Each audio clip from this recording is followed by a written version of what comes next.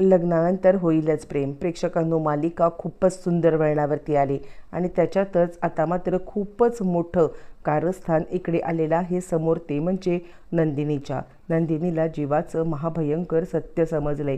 हो प्रेक्षकांनो, असं काय झालंय की नंदिनीला जीवाचं सत्य समजलंय आणि ते सत्य ऐकून आता नंदिनी खूपच हादरलेली आहे.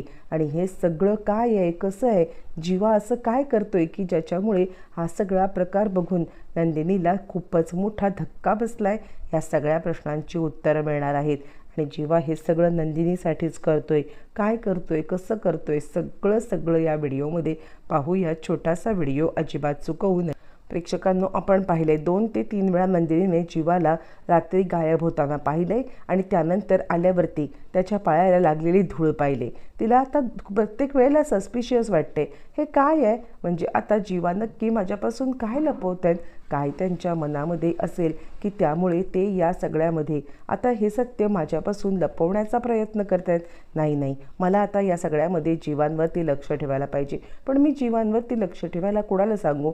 मी एक काम करते, मी आता जीवांवरती लक्ष ठेवण्यासाठी मिथुन काकांना सांगते. मिथुन काका या सगळ्यामध्ये आता मात्र लक्ष ठेवतील आणि त्यानंतर मला आता सांगतील जीवा कुठे जातोय, काय करतोय, हे सगळं तेच मला सांगू शकतात. असं म्हणत दुसऱ्या दिवशी ती आता मिथुन काकांना गाठण्याचा विचार करते. बरं, तो आशाला काहीतरी स्टोर रूममधून काढण्यासाठी सांगितलं जाते. ज्या वेळेला आशाला काहीतरी काढायला सांगितलं ते त्यावेळेला आशा रूममध्ये येते आणि पाहते तर काय, तिला आता तिकडे एक वॉलेट सापडतं आणि ती विचार करते, हे वॉलेट तर आता इकडे कुणाचं आहे, म्हणून ती ते वॉलेट पाहते. ते विजयचं वॉलेट असतं. पण त्यावेळेला विजयच्या वॉलेटमध्ये असलेला त्याचा आणि त्याच्या बायकोचा फोटो काही तिला दिसत नाही. ती बाकी सगळी आटपाटप करते आणि ते वॉलेट घेऊन आता बाहेर येते. ती विचार करते, हे विजयरावांना त्यांचं वॉलेट देऊन टाकते, नाहीतर उद्या माझ्यावरती आता मात्र चोरीचा आळ येईल. सकाळी जीवा निघालेला आहे आणि त्यावरती तो नंदिनीला सांगतोय की मी आता जरा बाहेर जाऊन येतोय नंदिनी. त्यावरती नंदिनी म्हणते, ठीक आहे जीवा.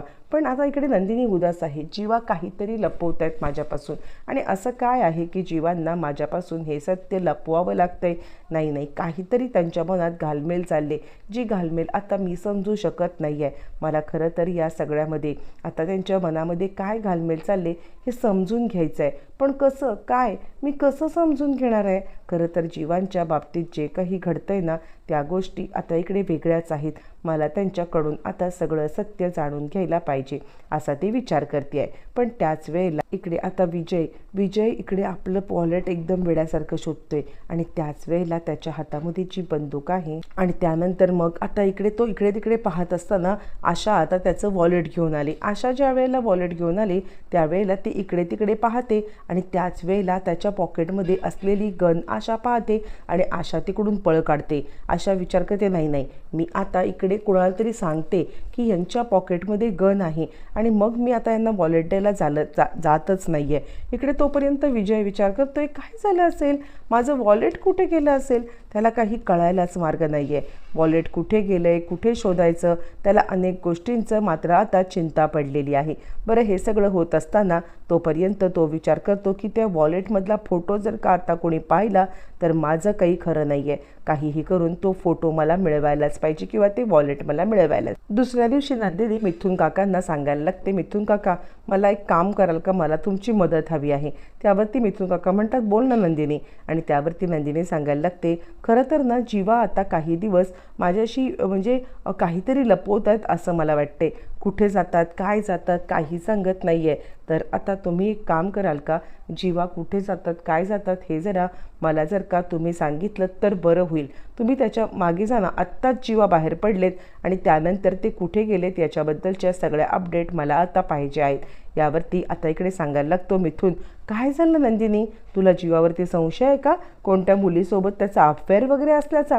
यावर नंदिनी म्हणते, नाही हो जीवा काका, असा अजिबात मला काही संशय नाही आहे. पण मला या सगळ्यामध्ये फक्त आता इतकंच वाटतं की आता जीवा कोणत्या तरी संकटात अडकलेत आणि माझ्यापासून गोष्टी आता लपवण्याचा प्रयत्न करत आहेत असं मला राहून वाटते. आणि म्हणूनच मला वाटते की आता जीवांच्याबद्दल जी काही माहिती आता तुम्हाला जर का असेल तर ती माहिती तुम्ही तुम्ही मला सांगितलं तर बरं होईल.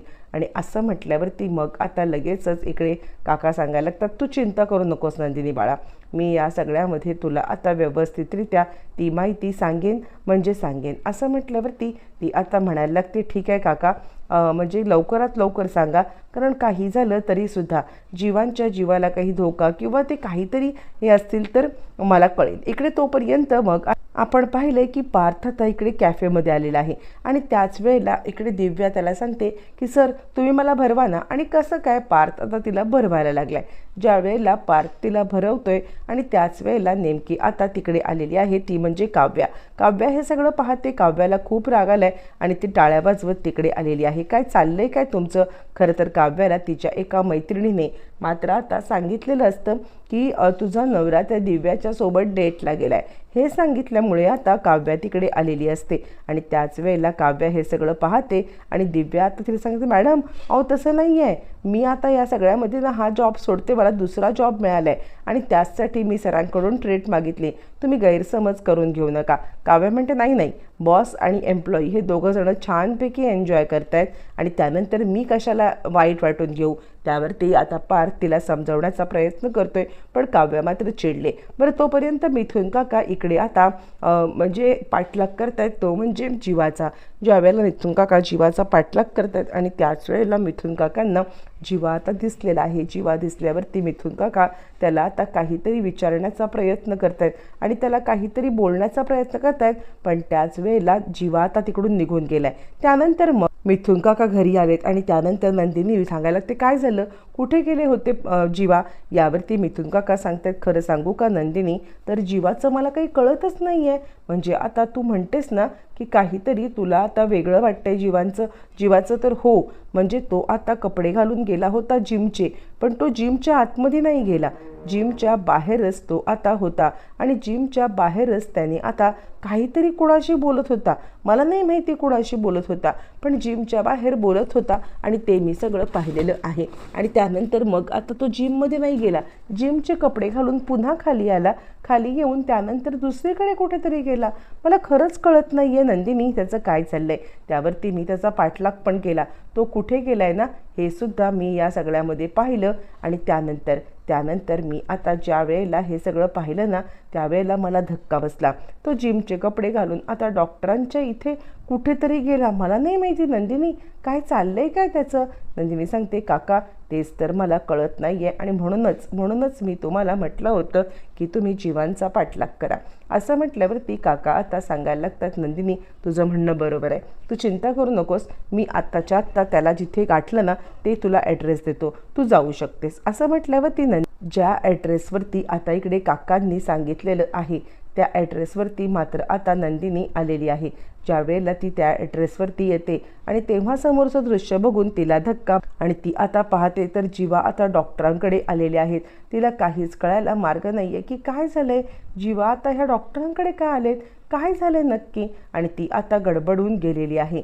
ज्या वेळेला ती आतमध्ये एंटर करते त्यावेळेला जीवा मात्र काही डॉक्टरांकडून चेकअप करून घेते. नंदिनीला काहीच कळत नाही आहे आणि जीवाचं हे रहस्य तिला आता खूपच म्हणजे अस्वस्थ करणारं वाटते. तिला कळत नाही आहे की का जीवा हे सगळं करतायत आणि का हा सगळा प्रकार त्यांच्यासोबत चाललाय आणि हे डॉक्टर त्यांना कसली ट्रीटमेंट देत आहेत. आणि त्यानंतर नंदिनी अजून पुढे येते. नंदिनीला तरीसुद्धा काही कळत नाही आहे. जीवावरती ट्रीटमेंट चालले ही गोष्ट जरी खरी असली तरी ती कसली ट्रीटमेंट चालले हे नंदिनीला काहीच कळायला मार्ग नाही आहे. नंदिनी आता तिकडे पाहते पण जीवावरती कसली तरी वेगळीच ट्रीटमेंट चालू आहे. नंदिनी हे सगळं पाहते आहे आणि तिला महाधक्का बसला आहे. आणि त्याच वेळेला जीवा सांगतो, डॉक्टर लवकर आटपा, मला घरी जायचं आहे, कारण काहीही झालं तरीसुद्धा मला या सगळ्यामध्ये आता माझ्या घरच्यांच्यापर्यंत हे सगळं समजू द्यायचं नाही आहे. नंदिनीला समजलं की काहीतरी गडबड आहे. जीवा आपल्यापासून घरच्यांच्यापासून सगळं काहीतरी सत्य लपवत आहेत. काय झालंय जीवांना तिला काही कळत नाही आहे. आणि त्यानंतर ती आता वाट पाहत बसले आणि ती म्हणजे जीवा तिथून जाण्याची आणि डॉक्टरांना भेटण्याची. जीवावरची भयंकर जीवघेणी ट्रीटमेंट बघून इकडे आता नंदिनीला धक्का बसलेला आहे. नंदिनी विचार करते, काय चाललंय हे देवा, हे सगळं काय चाललंय? म्हणजे मी तर माझ्या या सगळ्या प्रेग्नन्सीच्या याच्यामध्येच मशगूल झालेली आहे, पण इकडे जीवांच्या सोबत जे काही घडतंय ते मात्र महाभयंकर आहे. आणि त्यानंतर तिकडून आता बाहेर आले आणि वाट पाहते आहे जीवांच्या जाण्याची. प्रेक्षकांनो, मालिका उत्कंठावर्धक झालेली आहे. नंदिनीच्या समोर जीवाचं सत्य आलंय, पण आता डॉक्टर नंदिनीला काय सांगणार येणाऱ्या भागात सगळं पाहायला मिळणार आहे.